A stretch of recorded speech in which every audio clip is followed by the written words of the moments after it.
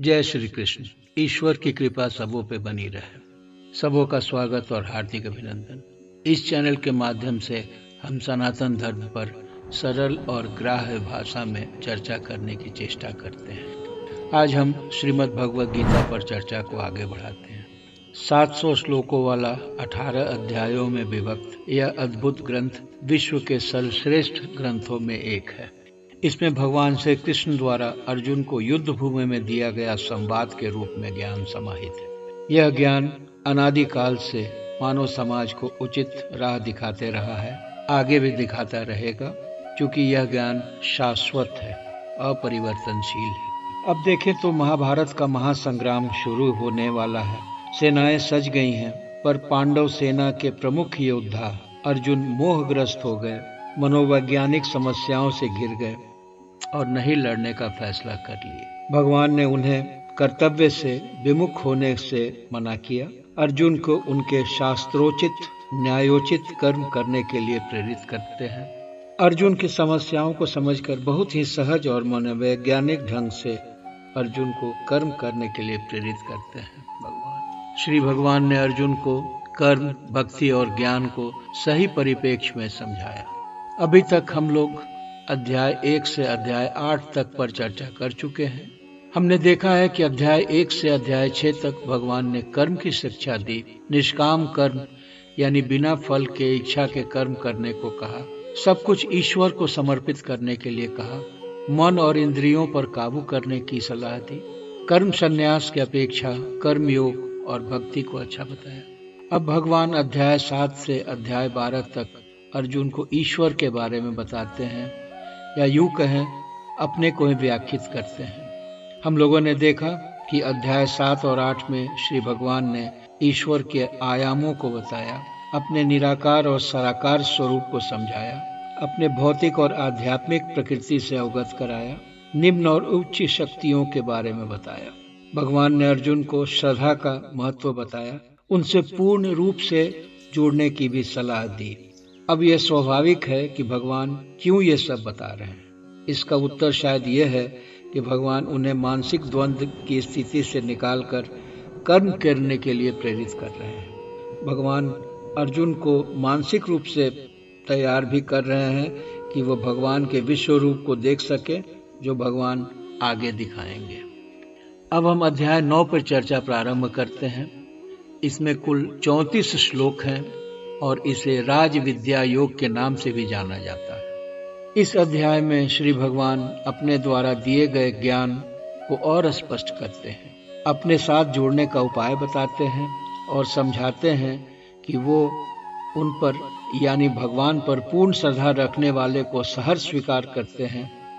अध्याय के प्रारंभ में भगवान ने अर्जुन को परम गुह्य ज्ञान देने की बात की, जिससे वो माया के बंधन से मुक्त हो जाएं, अपने कर्म करने के लिए प्रेरित हों, ईश्वर के शरणागत हो जाएं। भगवान यह भी बताते हैं कि चूंकि अर्जुन निर्मल हृदय के हैं और इनसे ईर्ष्या भाव नहीं रखते हैं, अतः यह ज्ञान उन्हें प्रदान कर रहे हैं। शायद इसको ऐसे समझा जा सकता है कि ज्ञान को तभी ग्रहित किया जा सकता है जब आप मानसिक रूप से कुविचारों से मुक्त हो, और अगर ईर्ष्या भाव होगा तो मानसिक स्थिरता होगी कहाँ। भगवान बताते हैं उनकी बहुत सी चीजें गुप्त होती हैं, पर अगर उनमें श्रद्धा और विश्वास हो तो सब पाया जा सकता है। अब हम सब चीजों को देख तो नहीं सकते, हाँ विश्वास अवश्य कर सकते हैं। दूध में मक्खन है, क्या हम दूध को देखकर समझ सकते हैं? पर हम विश्वास करते हैं कि दूध में मक्खन है। भगवान ने श्लोक 4 में पुनः स्पष्ट किया कि सारी सृष्टि की रचना उन्होंने ही की है, सब भगवान में है, पर भगवान उनमें नहीं है। श्री भगवान के इस व्यापक स्वरूप की चर्चा तो प्राय सभी मुख्य उपनिषदों में की गई है। ईशा उपनिषद के तो पहले ही मंत्र में ईश्वर को सर्वव्याप्त बताया गया है। श्री भगवान पुनः समझाते हैं कि इन संसार की रचना भगवान के भौतिक या अपरा शक्ति से हुई है, जबकि आत्मा उनकी परा या उच्च शक्ति है। यानी संसार या माया और आत्मा उन्हीं की दो शक्तियां हैं, पर ईश्वर इन दोनों शक्तियों से भी अलग है और उनकी एक शक्ति है योग माया शक्ति। ईश्वर के इसी योग माया शक्ति के कारण हम उन्हें देख नहीं पाते हैं, समझ नहीं पाते हैं, जान नहीं पाते हैं, जबकि वो तो हमारे हृदय के अंदर में ही है। भगवान श्लोक 7 और 8 में साइकिल ऑफ क्रिएशन यानी सृजन का चक्र को समझाते हैं। बताते हैं कि एक कल्प की समाप्ति के बाद सब चीजें उनके भौतिक शक्ति या मटेरियल एनर्जी में समा जाते हैं और दूसरी सृजन के चक्र में पुनः मैनिफेस्ट होते हैं। दिनकर जी ने रश्मि रथी में इसको बहुत अच्छे ढंग से लिखा है। सब जन्म मुझी से पाते हैं, फिर लौट मुझी में आते हैं। वैसे भगवान यह स्पष्ट करते हैं कि सब ईश्वर की इच्छा से होता है, पर वो अपने निर्लिप्त रहते हैं, हस्तक्षेप नहीं करते हैं। सारी प्रक्रिया प्रकृति के नियमानुसार चलते रहता है। जैसा श्री भगवान ने पहले बताया था, वो निराकार पूजा को कठिन मानते हैं और श्लोक 15 में निराकार और साकार पूजा के संशय को बताते हैं। भगवान जैसा पहले बताए थे, दोनों पूजा पद्धति को सही बताते हैं, पर जो कर्मकांडी पूजा या रिचुअलिस्टिक पूजा करते हैं, भगवान बताते हैं कि उनका भी कल्याण होता है, उन्हें जो फल मिलता है वो स्थायी नहीं होता।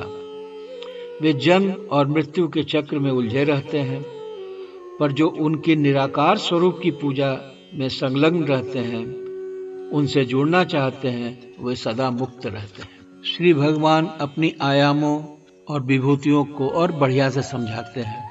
वो बताते हैं कि वही पिता हैं, माता हैं, सृजन करता है, पालक हैं, रक्षक हैं, वेद हैं, सूर्य की शक्ति हैं, यानी वो सब कुछ है। वो भौतिक और आध्यात्मिक शक्तियों के जनक हैं। श्लोक 22 में भगवान अपने भक्तों की रक्षा की बात करते हैं। वो बताते हैं कि जो उन पे समर्पित हैं, वो उनकी रक्षा करते हैं।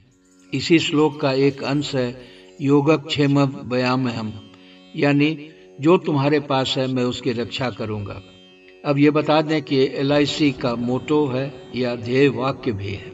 भगवान शुद्ध पूजा को श्रेष्ठ मानते हैं, भूत प्रेत और अन्य पूजा को सही नहीं बताते। भगवान बताते हैं कि वो श्रद्धा के भूखे हैं, उन्हें चढ़ावा और दिखावा दोनों नहीं चाहिए। वो तो फूल अक्षत से ही प्रसन्न हो जाते हैं। रामायण में बताए गए सेवरी के जूठे बैर भी भगवान को प्रसन्न करने के लिए काफी होते हैं। श्री भगवान ये बताते हैं कि वो सबों को समान दृष्टि से देखते हैं। कोई उनके लिए बड़ा छोटा नहीं है, कोई राजा नहीं है, कोई रंक नहीं है, कोई सन्यासी नहीं है और कोई भिखारी नहीं है। सबको वो समान देखते हैं।